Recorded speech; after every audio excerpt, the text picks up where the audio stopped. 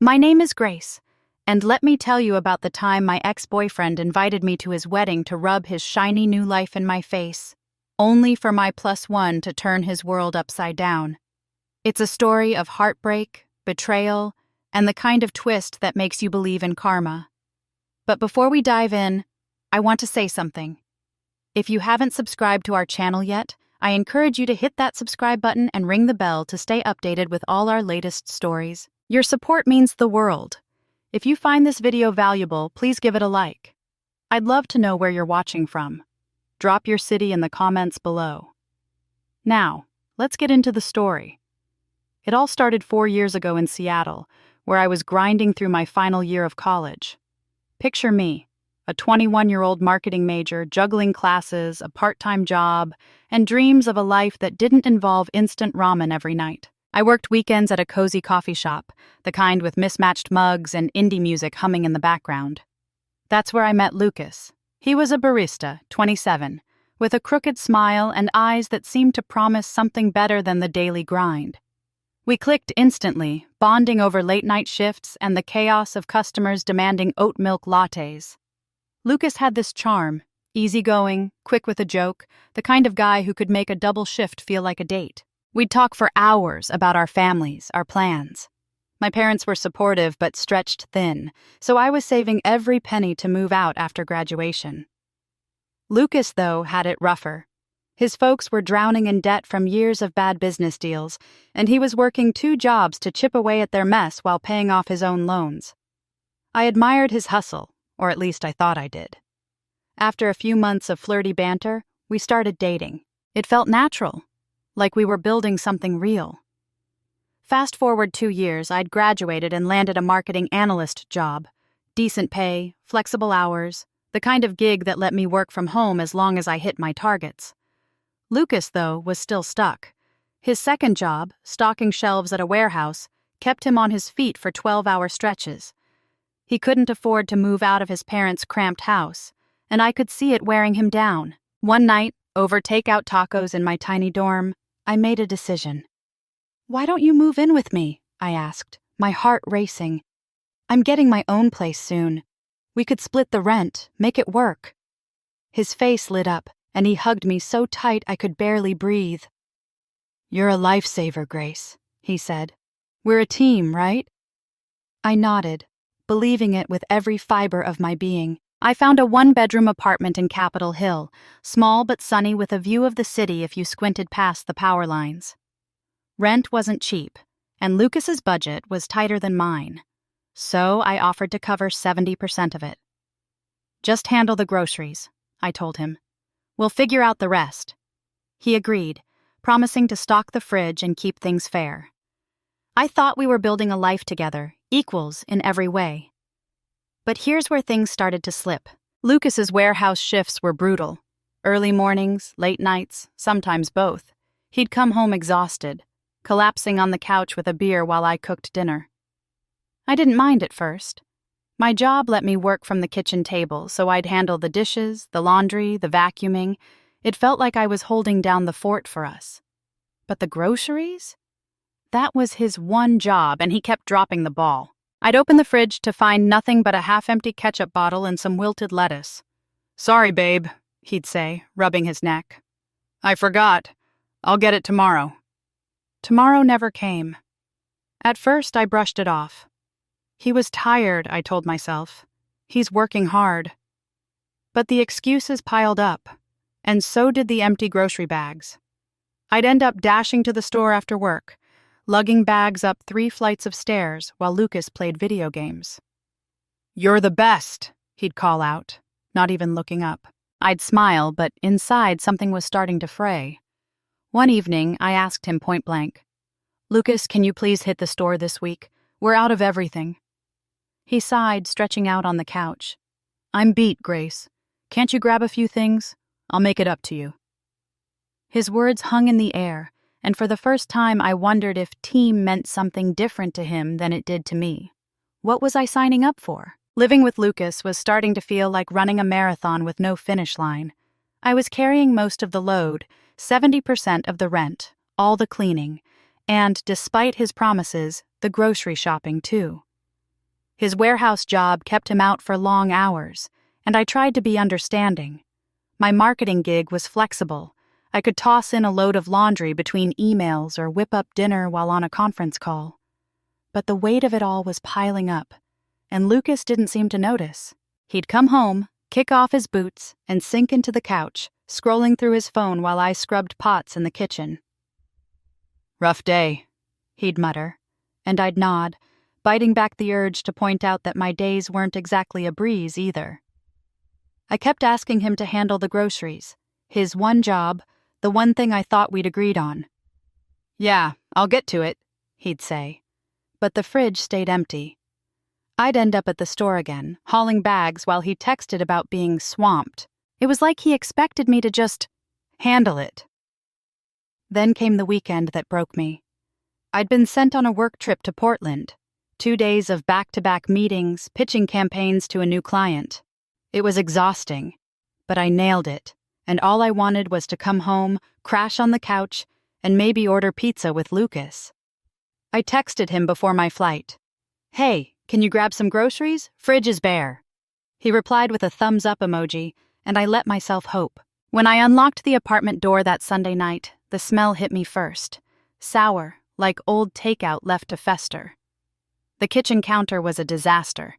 Greasy pizza boxes, crumpled chip bags, and a sticky puddle of what I prayed was soda. The sink overflowed with dishes, forks crusted with dried sauce. In the living room, Lucas's gym clothes were strewn across the floor, and the trash can was so full it looked like it was staging a protest. No groceries, not a single apple or loaf of bread. I stood there, my suitcase still in hand, feeling my chest tighten. I don't know how long I stared at the mess before I started moving. I was bone tired, but I couldn't leave it like that.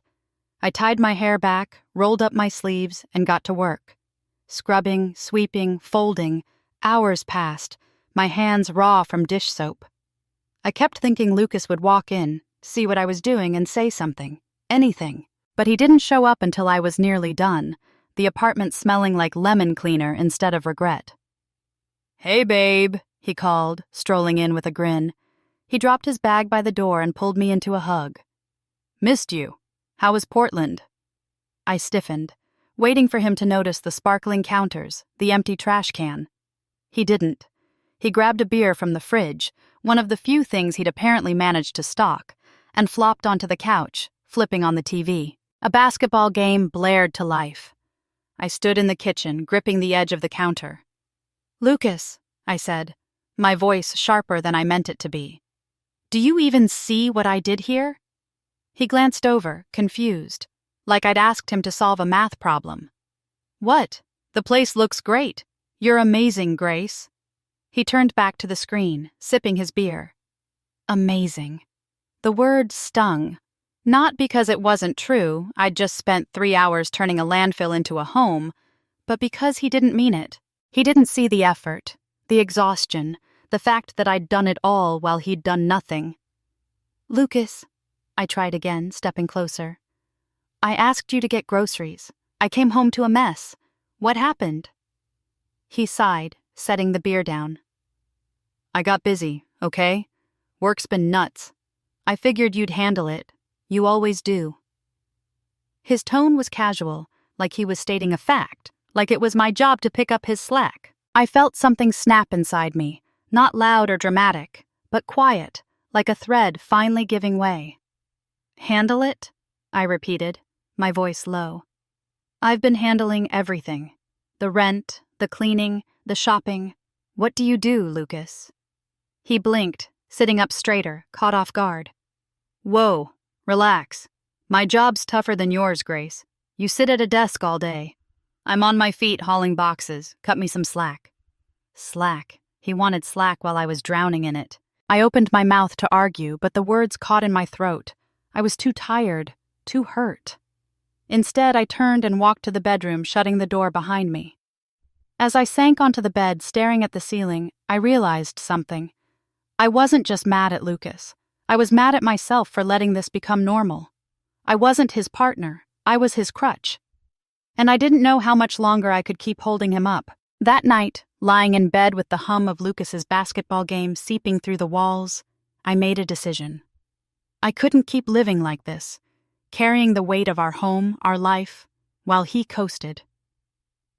The next morning, I woke up with a fire in my chest. I wasn't going to yell or cry. I was going to change things. Lucas was in the kitchen, rummaging through the fridge, still empty, of course.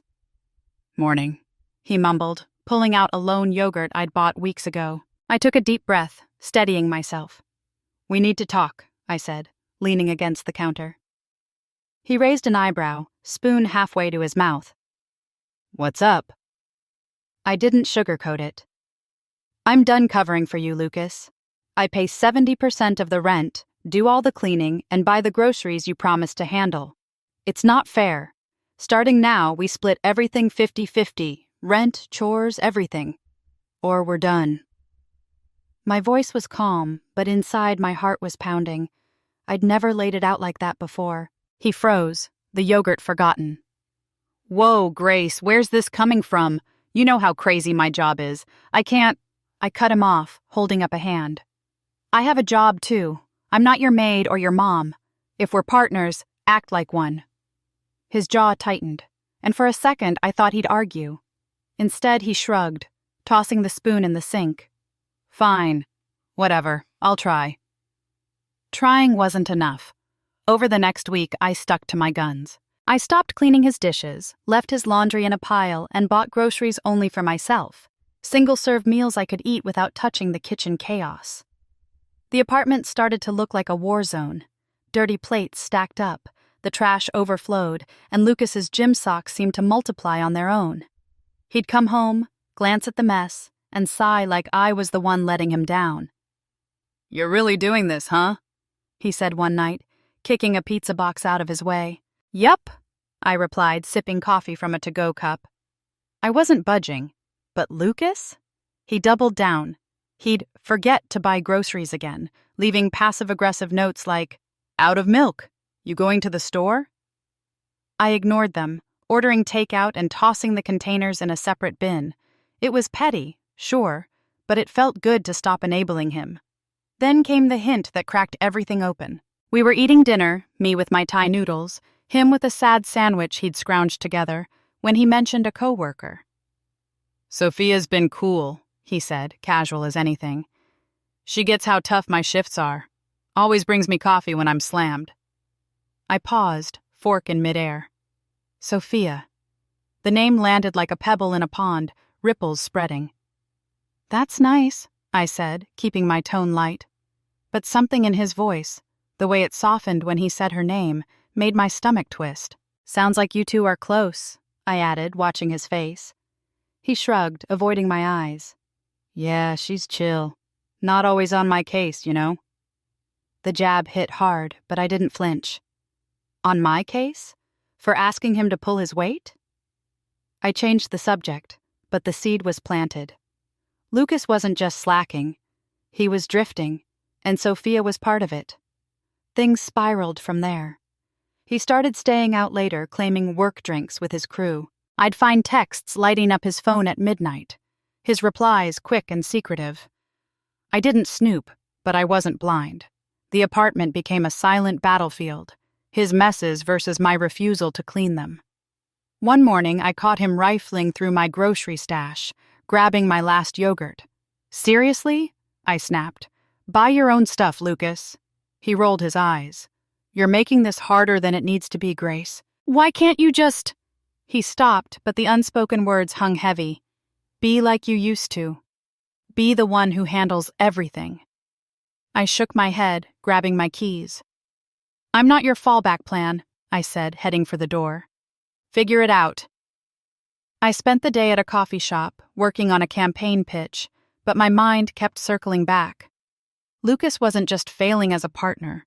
He was pulling away, maybe towards someone who didn't nag.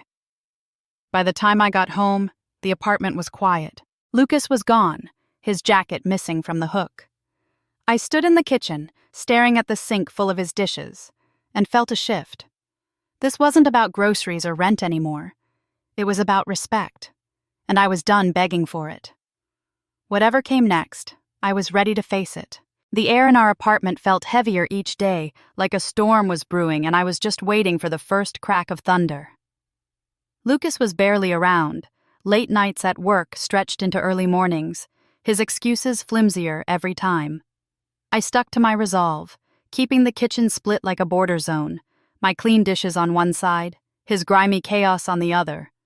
But Sophia's name kept creeping into our conversations, a ghost I couldn't ignore. One Friday night, I was curled up on the couch working late on a client presentation when Lucas stumbled in. The sharp tang of whiskey hit me before he even spoke. His eyes were glassy, his grin sloppy. "Grace," he slurred, flopping onto the armchair. "We gotta talk." My stomach sank. I closed my laptop, bracing myself. "Okay, what's going on?" He leaned forward, elbows on his knees like he was about to confess a crime. "It's Sophia," he said, the words tumbling out. "She's different. She gets me, you know?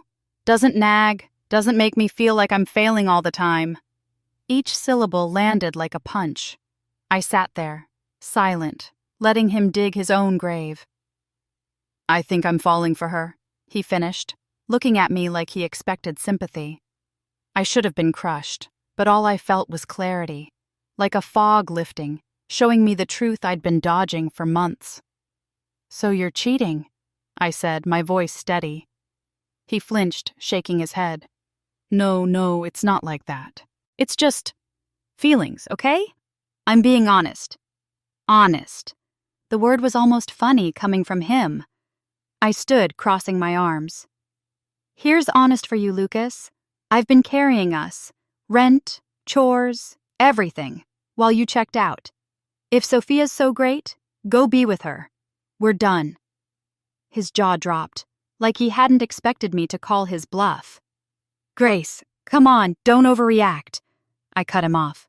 "Pack your stuff. You're out by the end of the week." The next few days were tense, but quiet. Lucas dragged his feet, tossing clothes into boxes with a sullen frown. I kept busy, working from coffee shops to avoid him.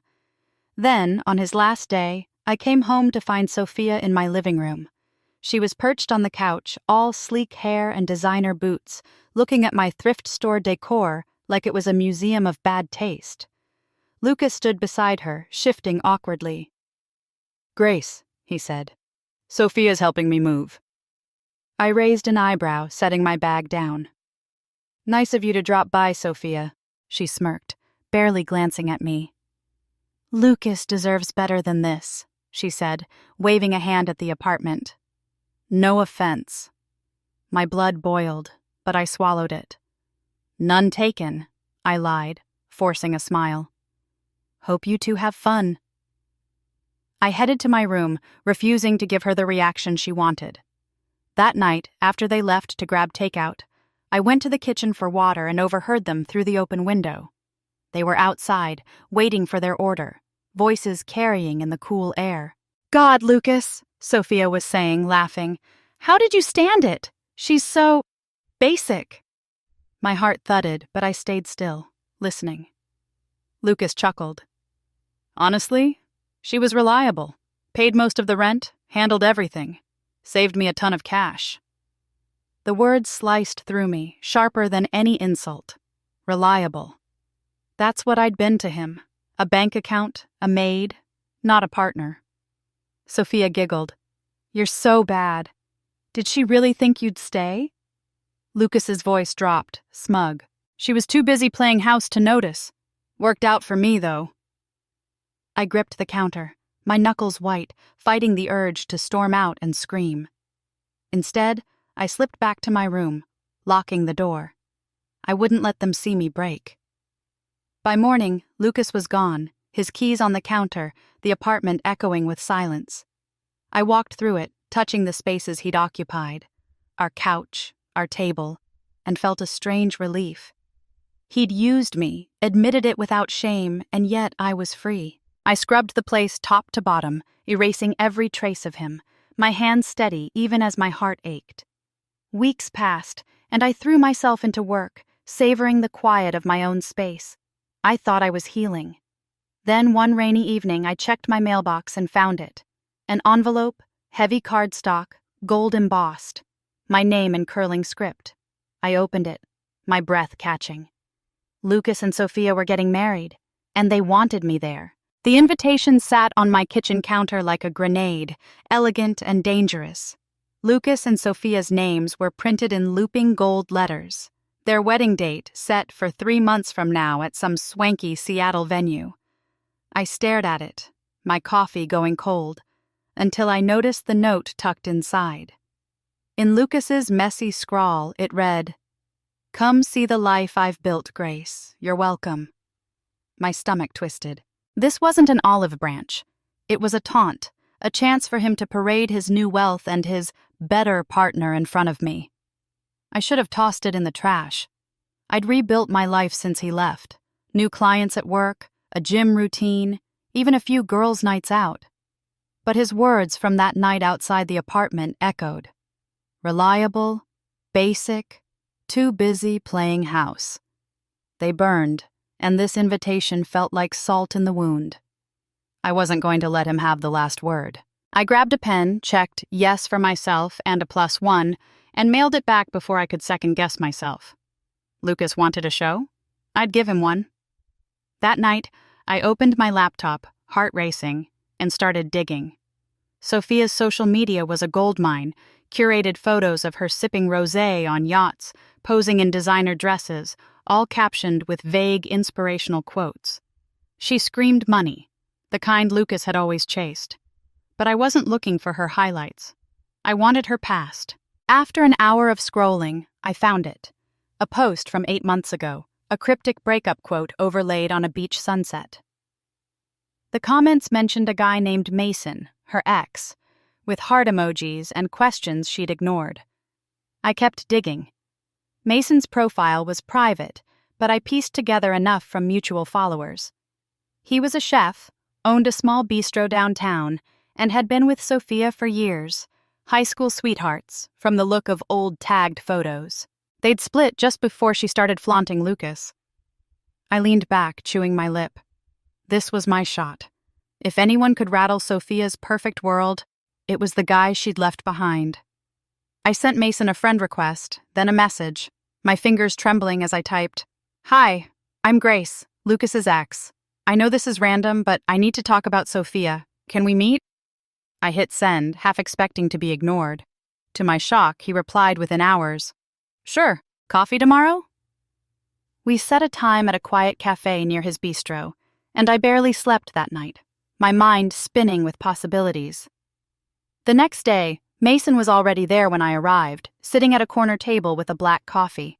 He was taller than I'd pictured, with kind eyes and a flannel shirt rolled up to his elbows. "Grace?" he asked, standing to shake my hand. I nodded, sliding into the seat across from him. "Thanks for meeting me," I said. "This is weird, I know." He smiled, a little wary. "Yeah, weird's one word for it. What's this about?" I took a deep breath and laid it out. Lucas's betrayal, the way he'd used me, Sophia's smug visit to my apartment, and now this wedding invitation designed to humiliate me. Mason listened, his face darkening when I mentioned Sophia. "Sounds like they're made for each other," he muttered, stirring his coffee. "Your turn," I said gently. "What happened with you and Sophia?" He sighed, leaning back. "We were together 6 years. Thought we'd get married. Then she started working with Lucas and things changed. She cheated, admitted it when I caught her texting him, said he was exciting, that I wasn't enough." His voice was steady, but the hurt was raw. "They were hooking up while we were still together. Broke it off right after." I swallowed, my own pain mirrored in his story. "I'm sorry," I said, and meant it. Then I leaned forward. "Lucas invited me to their wedding to rub it in my face. I want to go, but not alone. I want you to come with me, as my +1. His eyebrows shot up, and for a second, I thought he'd laugh me off. But then he tilted his head, curious. "You're serious? Why me?" "Because it'll shake them," I said, my voice firm. "They think they've won, that we're nothing. Let's show up and remind them we're not invisible." Mason studied me, then gave a slow nod. Okay, I'm in. But not just to mess with them. I want answers too. We spent the next hour planning, swapping stories about Lucas's lies and Sophia's manipulations. By the time we parted, I felt a spark of something new. Not just revenge, but camaraderie. As the wedding date loomed, I picked out a dress, practiced my smile, and let myself imagine Lucas's face when he saw us. Was I crossing a line? Maybe. But after everything, I wasn't going to let him write my ending.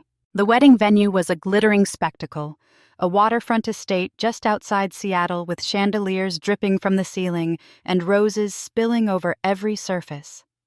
I smoothed my emerald dress, took a deep breath, and linked arms with Mason as we stepped inside. Heads turned, but I kept my eyes forward, feeling the weight of my plan settle in my chest. This was it. Lucas's big day, and I was here to rewrite the script. Mason leaned close, his voice low. You good? I nodded, flashing a tight smile. Let's do this. We found our seats, blending into the crowd of polished guests sipping champagne. Then I saw him, Lucas, up front in a tailored tux, laughing with his groomsmen. His eyes landed on me, and the grin froze. When he clocked Mason, his face went pale, like he'd seen a ghost. I held his gaze, my smile sharp, and waved lightly. He turned away, fussing with his tie, but I knew I'd hit a nerve. What's he doing here? Lucas hissed, cornering me near the guest book as Mason grabbed us drinks. His voice was low, barely containing his anger. You brought Sophia's ex? Are you trying to ruin this? I tilted my head, all innocence. Ruin? I'm just here to celebrate, Lucas, like you wanted. He opened his mouth, but a guest clapped his shoulder, pulling him back to his duties. He shot me one last glare before stalking off. The ceremony started, and Sophia glided down the aisle in a gown that probably cost more than my rent.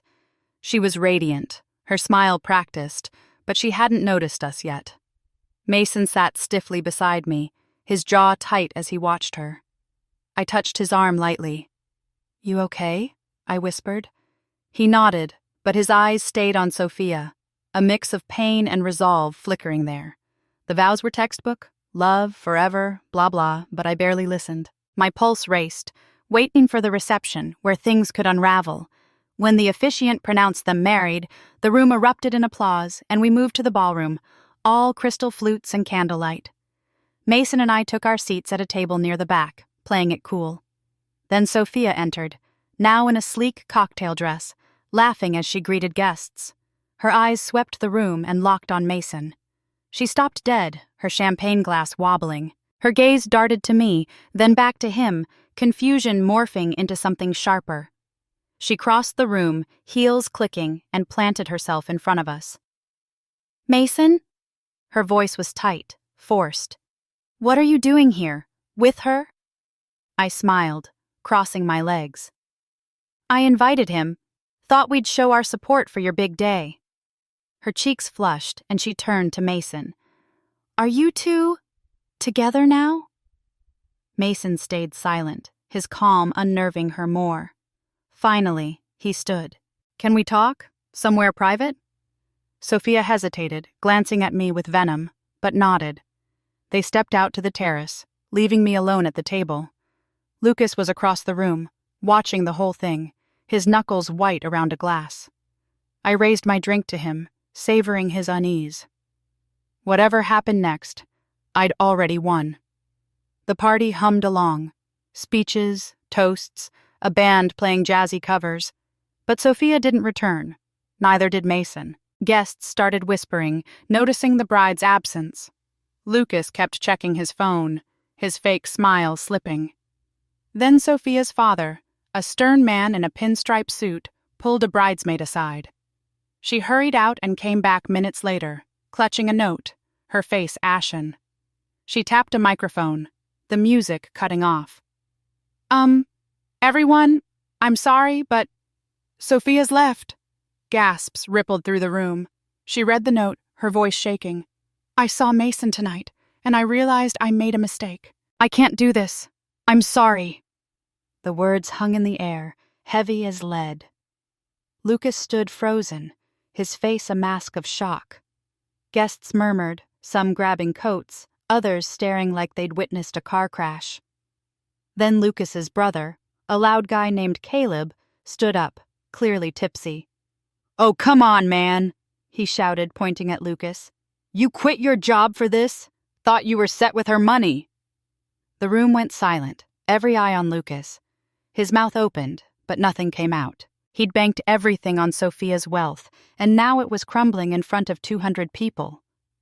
Lucas's gaze found me, raw with fury, and he started toward my table. My heart raced, but I stayed put, chin high. Before he could reach me, Sophia's father announced the evening was over, ushering guests out with strained apologies. I slipped into the crowd, my mind reeling. I'd brought Mason to shake things up, but this? Sophia running off, Lucas humiliated, this was more than I dared hope for.